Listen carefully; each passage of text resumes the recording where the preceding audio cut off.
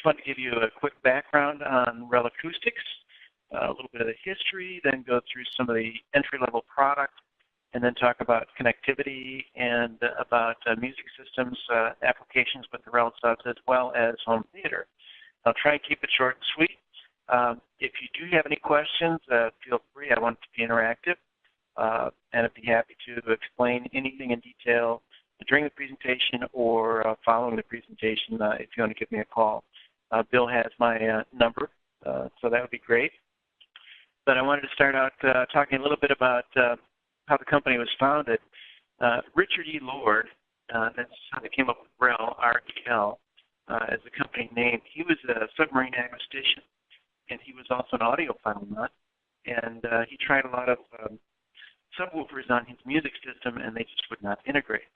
So he decided to come up with a whole new methodology, and he founded the company in 1990 in Bridgend, Wales, England. Our corporate offices are now in Berkeley, California. I cover half of North America for Rel Acoustics. It was purchased in 2005 by John Hunter and Donald Brody. John Hunter was also the founder of Sumiko, and he was partners with Donald Brody in that venture as well. The product in 2005 was brought in by Sumiko and distributed in North America, and it went direct in 2014. So I worked directly for Rel, and the method of distribution changed, so it's direct from the company. We brought on AllNet as a distribution company in the Midwest just beginning of this year. And we're happy to have them on board. It gives all of you a unique opportunity to a high-end, high-performance product that can be used in a multitude of ways that otherwise would be non-existent for all of you. Basically, dealers that we have are mainly higher-end two-channel and or high-end custom install, which I'm sure you are as well, but they have to bring a lot of product in to carry it. So you now have access to all the entry-level product and also the Habitat 1, our on-wall subwoofer. So I'll start out with our range of product. We have our T and TI product, and you can see a little scattering of what they are here. And I'll go into the T0 to start out with.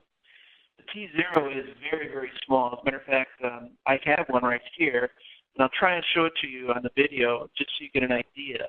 It's small, but it's about 8.5 inches. Can you see that all right? By 8.5 inches by about 9.5 inches tall. So very, very small, but mighty. And it retails at $500. It's perfect for when you're doing distributed audio like with Sonos or some other methodology. But it will take like in-ceiling or in-wall speakers and make them sound like $1 million, so to speak, because you can connect to high level, and I'll talk about that in a few minutes. And I'll show you some other images. It comes in black or white. I have a white one here that I showed you, and that's a picture of a white one. It's down firing. It's a 6.5 inch, and goes down to, I believe, 32 hertz. You can see that's the front, that's the back. And you can see it's so nice. We even on this entry level, we use 5 layers of lacquer, and you can see the finish. It finishes amazing on it. People are proud to have them in their homes, even at their lowest level, which is the entry level. So next I'll go into the T5i. The T5i is an 8-inch, it's down firing, and it's a sealed cabinet, and it is quite a performer as well, very small, but it retails at $750. It doesn't look like a lot, just like the T0, but it is, and it does magic for music systems and distributed audio as well. I would say for home theater, probably not your choice, and what I would do is go with the next one, which is the T7i. The T7i is 8-inch active front firing and 8-inch down firing. Also available in black and white. It has huge amounts of output, as Trump would say, and it has some unique features, and that is you'll notice on the paper cone itself, we don't impregnate it with carbon, so it's white. And then the dust cap is actually an aluminum alloy, inverted dust cap. Keeps it very, very lightweight, which means lower mass, becomes more articulate. These things actually play notes down to 26 hertz, I believe it is, on this one. And that's one of the things that you'll find about our subs. They're not sloppy sounding. They actually play notes. They integrate well into two-channel systems as well as home theater. T9i, which is the largest of the series TI and the most powerful, is an 8 and a 10, so 8-inch active, 10-inch passive down firing. The active is front firing, and you can see what it looks like kind of in a lifestyle arena. Just show you some more pictures there. Same kind of material for the cone and the dust cap, so you can see what it looks like all the way around the back of the units. And I'll go through that as well in terms of connectivity, etc. The Habitat is actually an on-wall subwoofer, rather unique. It has two 6.5-inch actives, and then in the back it has a 10-inch passive. I think there's an image here. Yeah, that's the 10-inch passive on the back. So basically what it does, you can see here, it mounts on the wall through rails or mounting brackets, and it leaves about, I would say, an inch between the cabinet and the wall. And this 10-inch driver uses the wall to be right here as a soundboard. And what that does is it allows the small little case-size subwoofer to put out huge amounts of bass, prodigious amounts of bass. It's pretty amazing. In my theater, I actually use it for the surrounds on the back wall.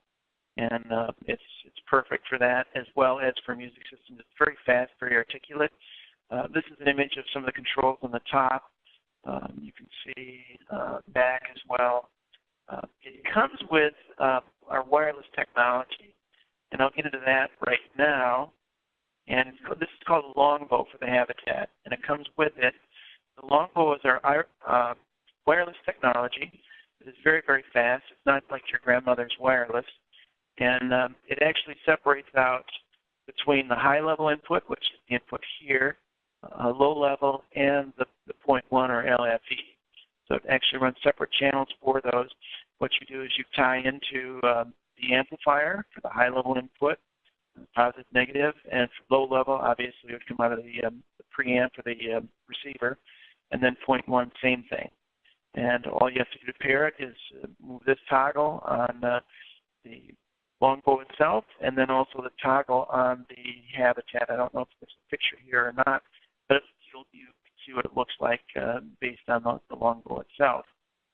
Wireless is great because all you need is power for the unit, and it's very articulate. I actually came out of a high-performance cabling company, and I never thought I would say this, but the wireless is really that good with the subwoofers. Anything below 500 hertz, in my opinion, with good wireless, it's worth having. And also, it's something that's kind of an add-on sale for you. The longbow, normally, if you're selling it like the Series S, is $300, and the Arrow, which is for the TI, is $200. And I'll see if I can't find the Arrow for you here. And the Arrow is kind of unique in that it comes with the transmitter, which is here, and the receiving unit. The receiving unit actually connects the DV9 connector on the back of the unit. Yeah, here you can see it.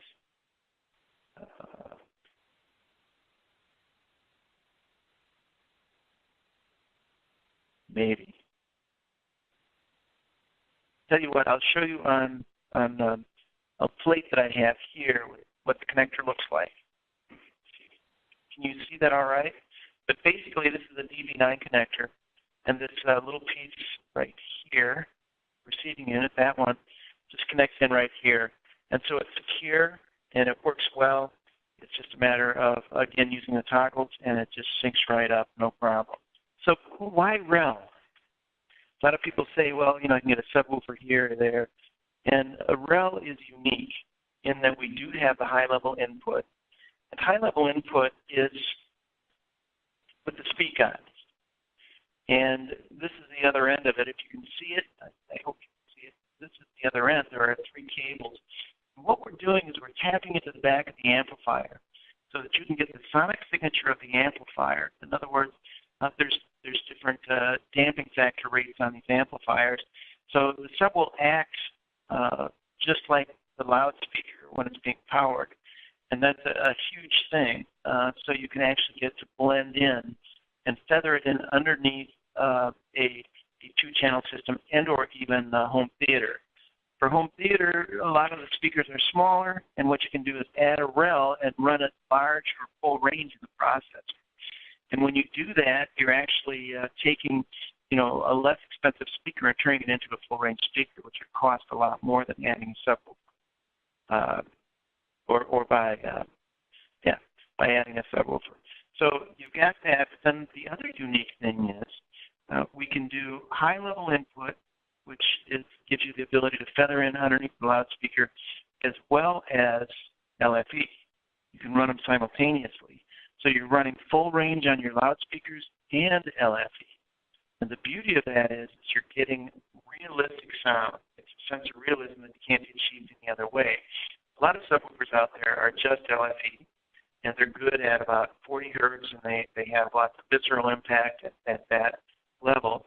These actually go down low, and they play notes down to those low frequencies, and it becomes more real. So that sense of realism is there that you can't achieve any other way, and that's why the Rel outperforms anyone out there in terms of home theater and in music systems. And you can do it wirelessly as well as connecting hardwire. So those are key. We've got a lot of different other features. I'll show you connection for LFE. It's here. I hope you can see that. See if I can look on the screen. And you can see that's for LFE. And then also you can do low level. Don't do low level and high level at the same time, however. You can see some of the settings here. And you've got high level. See that? Okay. High level, crossover. This is also for low level. And then LFE. So what you do is set your crossover and gain for the loudspeakers, and then LFE separately. So you get everything adjusted so that you get the right sound for home theater. If it's just for a music system, then you would just do the crossover and the gain. You'll also notice there is a phase switch, 0 or 180. We don't have anything in between because we believe in speed. Without speed, you can't have the articulation. You can't have the notes at those low frequencies.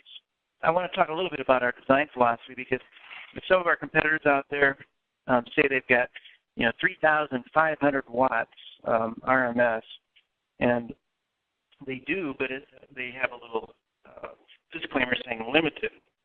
What we do is we design ours, and we don't use RMS, we don't use peak power, but we have very efficient motors. So we have the right amount of power for the sub itself. So we don't play marketing tricks. This is all, the real thing. We want to do it right, and it's because we come from the high-performance music system arena, and we just don't like playing games like that. So that's one thing. The other thing is, we use special filter boards for the crossovers, and what makes us unique in that area is the fact that it's not just about the bass, but about the sense of space. So because of the crossovers, it actually opens up the sound stage, gives more air around the instruments, and widens it a lot. So even if there's no sub-bass in the music itself or in the soundtrack, it still opens everything up. And that's really what you want, is that sense of realism. So that's unique to Rel. No one else has that ability, and I know a lot of them are going high level now, input. They don't have the same filter boards at all. In terms of our cones, we keep them low mass, and we do that intentionally, and that's for speed. Others, if you'll look, they use carbon-impregnated paper cones. Some will use an aluminum alloy depending upon the manufacturer. But they're doing it right if they're using less mass cones. In terms of our cabinets, we use a special MDF out of Australia, and we use it because of its resonant properties, and also because we can get a really nice smooth finish when we do our painting. And we use multiple coats on the TI series. We use 7 coats. On the T0, it's only 5. But still, you'll notice it's a very, very smooth, almost automotive finish on the product. Connecting to the amplifier for high level. I don't want to get into this too much because we are limited on time, but you need to do it a certain way and be aware that there are different types of amplifiers. There's tube, there's solid state, there's digital, and there's balanced differential output designs. And there's also a name, which is another animal.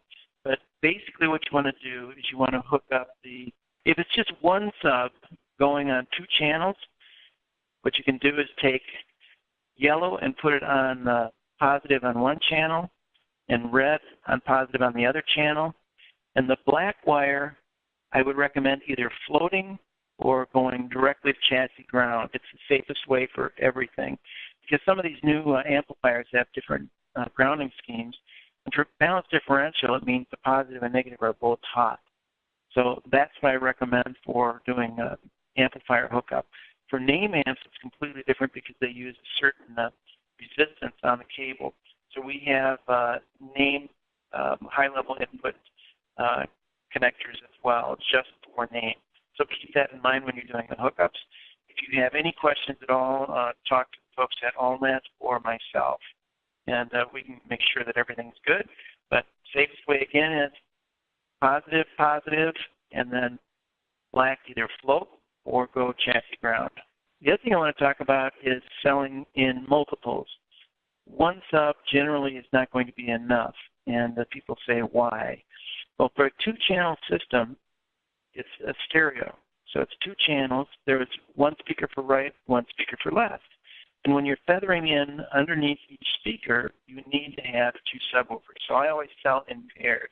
And I would highly recommend doing that, even if it means stepping down a notch or 2 to meet their price point. When it comes to home theater, I would recommend 1 for the right, 1 for the left, 1 for the center, and 1 for the surround. So we call that Rel 3D. And you're going, wow, that's an awful lot. You don't need a lot of horsepower when you have more subs. But basically what you're doing is you're getting that 3-dimensional sound.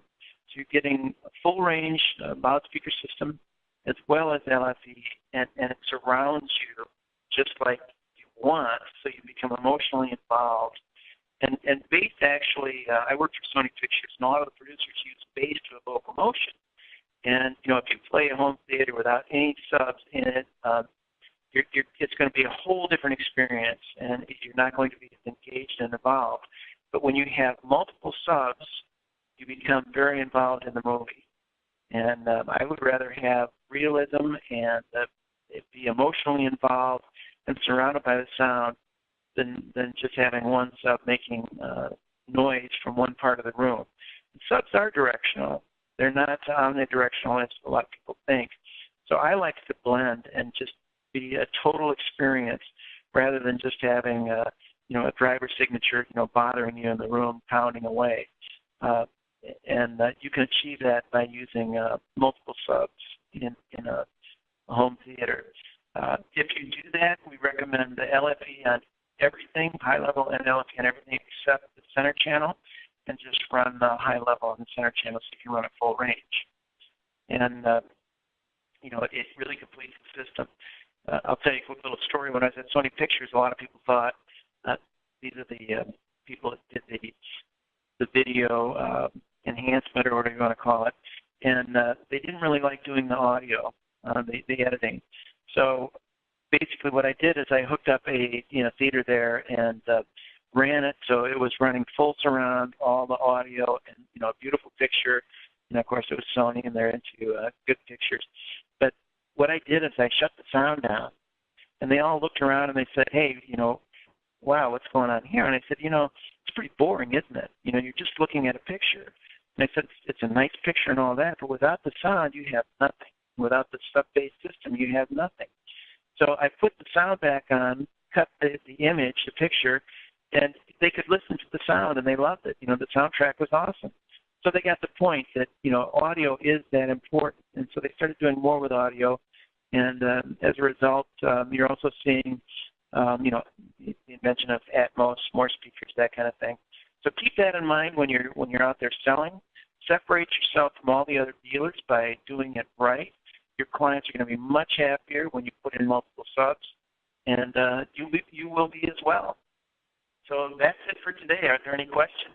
Doesn't look like any questions are coming through here. So with that, we'll end out the session. I just want to say thanks to David for being a great host, and appreciate you walking us through the line. All right. Sounds good. Thank you, everyone.